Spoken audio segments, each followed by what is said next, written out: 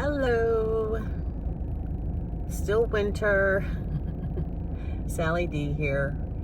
Today I wanted to talk about friendships, over 50 friendships, and what it's like to have friendships when you're over 50. So when, way back in the day, not of the dinosaurs, I'm not that old, but back in the day, I had so many friends and we would do things together and, we saw each other all the time. And then as you get older, the friendships kind of dwindle. And it's not because you did anything, it's because people meet other people and they become friends with them and they have the same interests, because then your interests change as you get older. Maybe your career, or you went to another college than the other person, and you don't see each other as often. Now, I have friendships from, back in the 80s, 40 plus years ago. And I'm still friends with them. Two of them are guys that I knew in high school, and one is my best friend in the world, besides my husband. And my husband totally, knows about all my friends, and he knows there's nothing there. So we're more like siblings now. We've been friends for so long, and we know each other's dislikes and likes and what gets under their skin when they want to irritate you. But I have a friend, my bestest friend that I had. His name's Danny, and we met in 1981, I believe. I think we're in 11th grade because we graduated in 83. So we've been friends since then, and we did everything together. And my mom always thought that we were a couple, but we weren't. I have no interest in him, and he doesn't have any interest in me, believe me. But we did everything together. We got into so many shenanigans, and we most of the time we got caught, but sometimes we did not get caught. So things we would do when we didn't want to go to school. He worked in the office as a student office worker, and they would mark us absent, and then he would pull our cards for the secretary to mark us being there, but we'd be on the absentee list, so teachers wouldn't know that they would think that we were absent, but for our report cards we would be counted as there. Does that make sense? So I was really nervous when Danny decided to do this, but he did it, and we did it like throughout high school. So things we would do, we would go shopping, we would baseball games, pirate opener. In our school district, we had when a day that all the seniors would get together, and it'd be senior skip day. So everybody who was a senior would skip that day. So, but Danny and I, we had a lot of skip days. So we just did things because we just wanted to be grown up. We just wanted to, not go to school. And it's funny because I'm a teacher, I went on to be a teacher, but we would get caught in these little shenanigans. we skipped school to go to a pirate opener. He picked me up, and we got not even a mile from my house. He stopped at a stop sign, and the car broke down. Now this is before cell phones. So we had to find someone to call. We had to go to people's houses to see if we could use their phone to call. we ended up calling his dad. Now, his dad got us out of a lot of stuff. He just recently passed away, but he was a heck of a guy, I tell you. He came and got us and everything, and you know, we broke down, but he got the car fixed and everything, and I think we did end up going to the game or doing something else. Then another time, back in the day, you were allowed to drive to school, but no one was allowed to ride in the car with you. So I just did not want to ride the bus the one day, and he was taking his parents to the airport, so he had the car, and I got on the payphone. Yes, I had to go on a payphone. I hope you know what a payphone is. But I went on the payphone and said, Danny, please pick me up. Please, I don't want to ride the bus, because my bus ride was an hour and a half, 2 hours long, because there were so many kids from the district that went to this, it was a tech school we went to.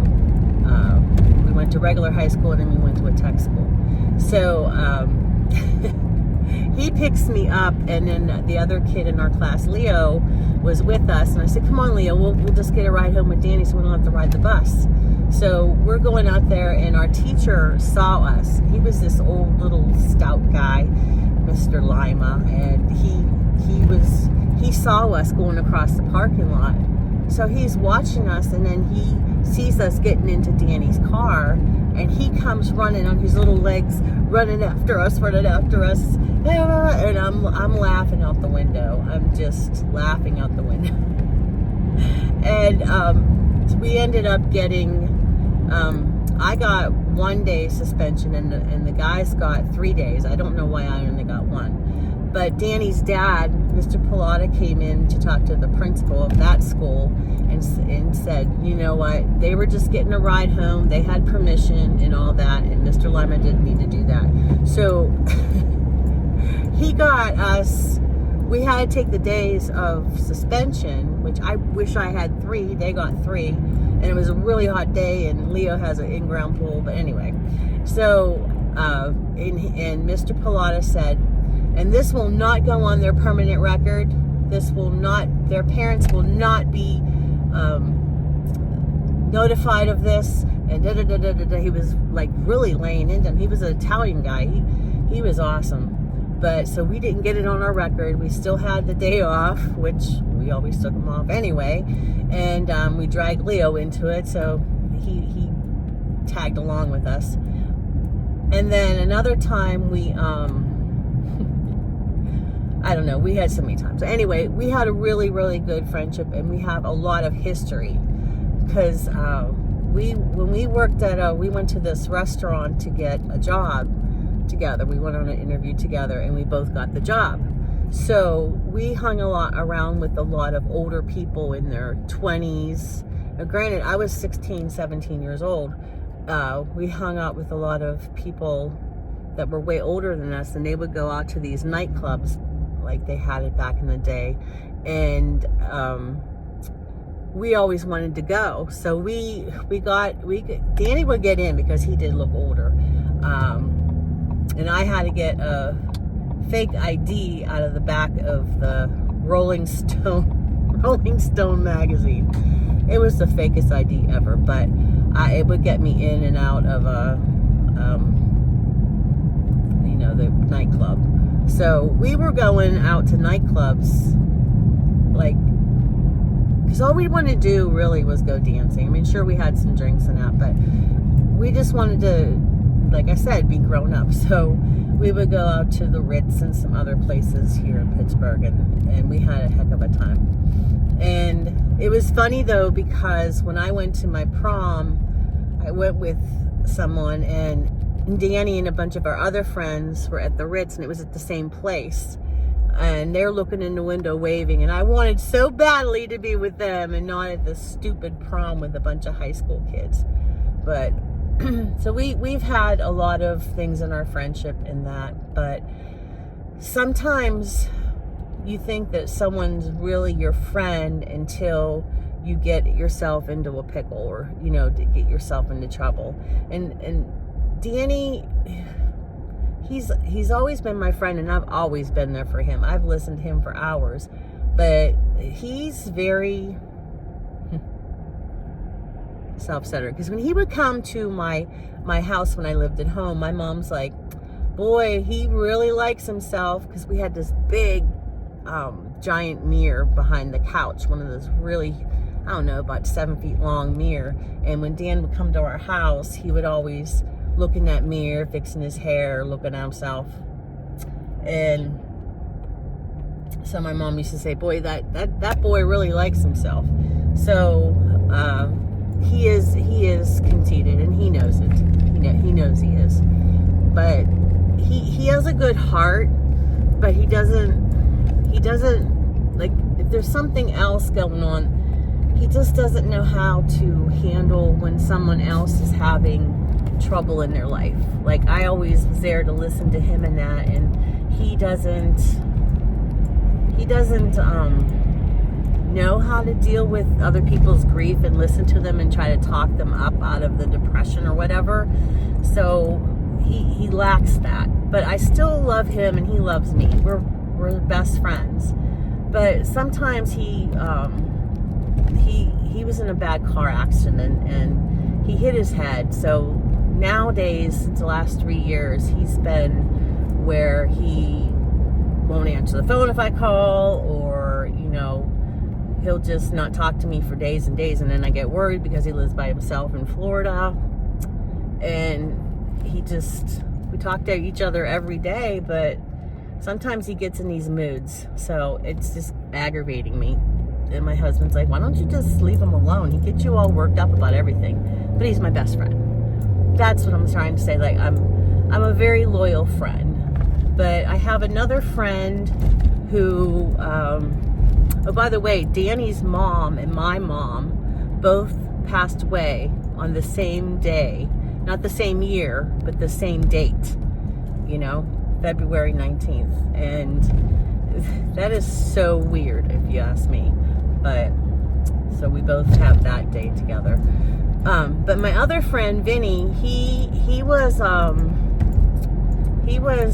popular with the girls in school, and how the two of us ever got to be friends our senior year is beyond me. I used to avoid him because he hung out with the kids who would say mean things to other people when they would walk by, because they were the cool kids. But he has been my friend since high school as well. And, if I ever need money or anything, Vinny's there. He's a good person. He would have parties every weekend, and his parents would be there, and we got to be real close with his parents. But they're still alive, which I told him, you really should be grateful that you still have your parents. But because once they're gone, they're gone. But so that's Vinny. Vinny's a really good friend. And then I have another friend that I met my senior year, but she was much older than me, and she was in my wedding and everything. She's still a really good friend of mine too, but she's older, and she's like, sometimes older people, I'm not saying all older people, they get like set in their ways. Like they're judgmental, and if they think it's goofy what you do, because I'm very animated and silly and things like that, and she's just like, why do you act like that sometimes, but I don't know, I don't know, I don't want to grow up. So she gets mad at me sometimes, but we're still really good friends. Now I have another friend that I have known since first grade. We've been best friends since first grade, because that's one thing, guys, you can have more than one best friend. That's why I call Danny my bestest friend, and then my husband's my bestest friend. But you can have more than one best friend.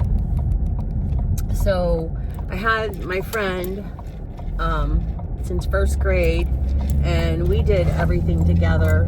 I took her to get her driver's, because her mother didn't want her to get her driver's license. I took her to get her driver's license. I took her for everything. I even got her first job, because all she did was sit around and watch TV all the time, and she was always depressed and moody.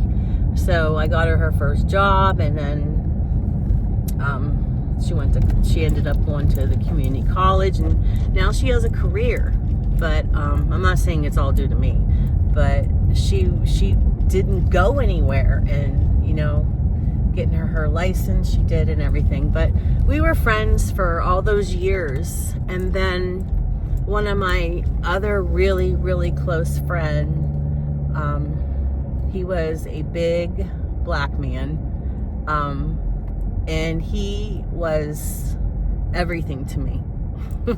Everything. I knew him before my husband, and we weren't involved or anything like that, but he had the kind of personality where he could tell me the way it was, and I wouldn't get mad.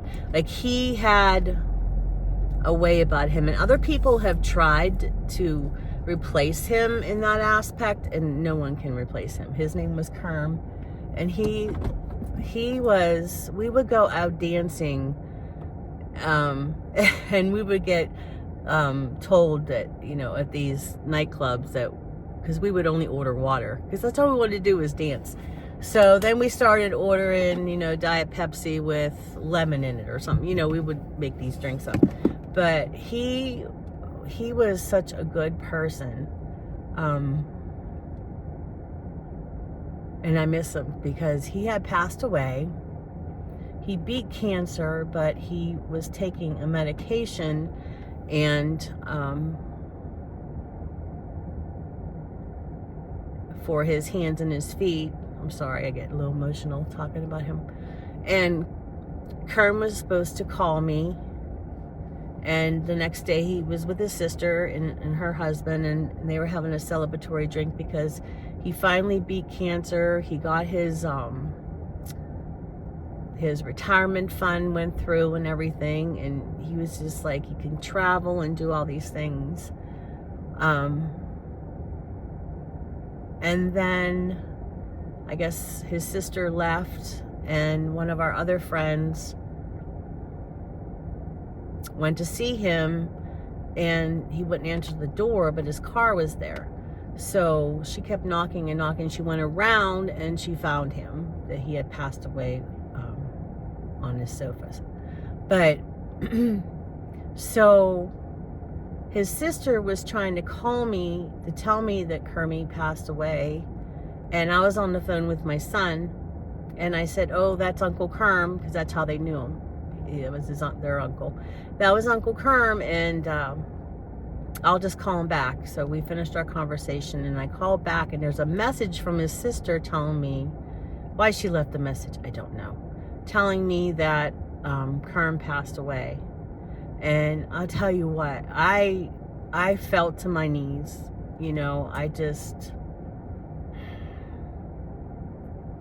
That was one of the hardest days of my life, besides when my mother passed away. So people do have friendships in their 30s, 40s, 50s that they had when they were younger, but not very many of them. Do you know what I mean? Like, you see the cheerleaders and all the popular people in high school, and they think they're the bomb, blah, blah, blah. But, they're not going to be that way forever.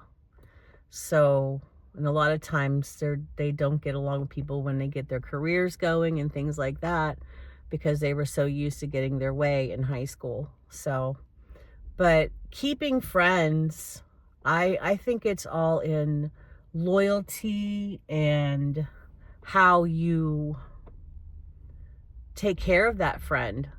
If they need you, are you there for them? Are you there for them? Are they there for you? So that's a lot of things on how to keep a friend. It's not all about going out and having fun and things like that. It's more about, do they genuinely care about you? Like, would they move heaven and earth for you? Because that's the kind of friend I am. If you need something, I will get it for you. Somehow, some way, I will try to help you to feel better, be happy. And that's my friend from first grade. I'll get back to that story. When Kern passed away, I called to tell her, and she said, sorry to hear that, but I gotta go. And I thought, she knew how much Kern meant to me. And we were friends since we were 6 years old. And here we were in our 40s, I guess. Kern's been gone for a little bit. And I was just so heartbroken by that. How could you say that? Sorry to hear, I gotta go. And I don't care what you're doing. If your friend needs to be consoled, you forget about what you have to do. And you try to help them, wouldn't you? I would. I don't care what I'm going to do. If my friend says that somebody that meant a lot to them in their life passed away, I'm going to help them. Then when my mom passed away and my dad, she never came to my parents' funerals. And it's just like, it's really heartbreaking, because your whole life you're friends with this person and you have good times together, and you tell them all of your secrets. They know everything about you. And then they just, one day they get in a crappy mood and act like that, acting like a fool, and put all of those years just thrown away. But anyway, I miss her. Yeah, I was really PO'd at her for the longest time, but I decided to not be friends with her anymore, and it was a one-sided friendship anyway, because I was always helping her, always calling to keep in contact, and but friends over 50, when you've been friends for so long, that's what it's like. When you have friends that you had since your childhood and things like that, and then all of a sudden they just abandon you, and that's what she did. She abandoned me when I needed a friend. And then there's also the fact, like my friend Kerm, as you get older, your friends are old too, and they start to pass away. So it's hard to, when you're in your 50s, 60s, 70s, whatever, when you're friends with people and try to make new friends. I'm a talker. I used to be very, very, very shy, but hanging around Danny, I just came out of my bubble. But I make friends no matter where I go, because I can talk to anybody. I can have a conversation with anyone. But probably gonna have to cut this down a bit because I'm talking too much. But anyway, I'm trying to wrap this up because it's kind of long. Friendships are very important for you to live your life. Just like, to know that people care about you, to know that you have someone that has your back, it's really important to have friends. So when you get older, it's sometimes people have a real difficulty when they're in their 50s and 60s making new friends. But then again, some people move to 55 plus communities and they make friends because everybody's around the same age. But then again, those kind of places too, I've heard, I don't live in one, but it kind of gets into their cliques too. You know, like in high school, everybody's in a certain clique. I don't know, but that's my take on friendships. I'm going to try to cut this down because it's 25 minutes and I have to run into the post office for something else I'm sending to my dear loving son, Matthew. So please subscribe. Please give me a thumbs up. I just want a community to talk to and interact with in the comments and things like that. Leave a comment if you have a story about your friendships. That's all.